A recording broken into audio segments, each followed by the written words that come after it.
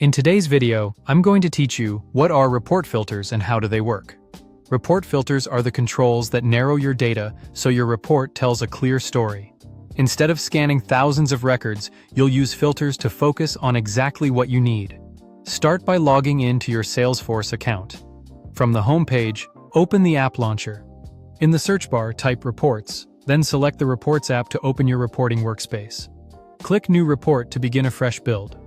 For this walkthrough, choose Opportunities as your report type. That choice sets the data foundation for the report.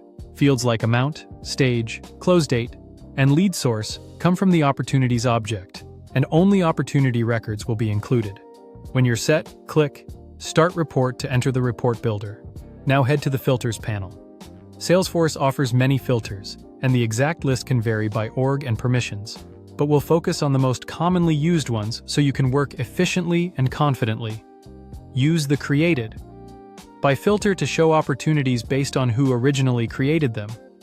You can target yourself, a specific colleague, or even dynamic options like Me, so the same report works for different users. This is helpful when assessing record ownership or tracking new records created by a team.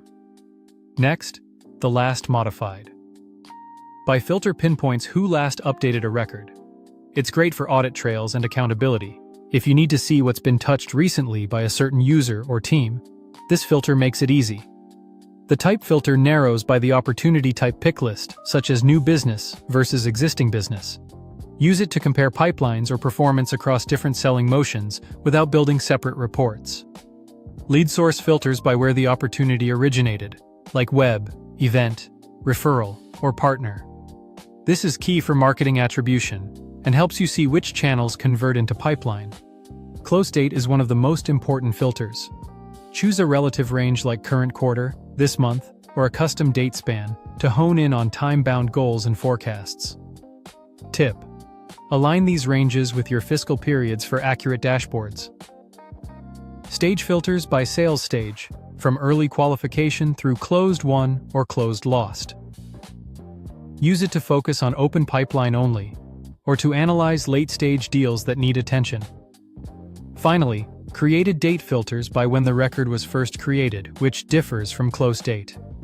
Use it to analyze inflow trends, like how many new opportunities were opened last month, regardless of when they will close. Combine these filters thoughtfully.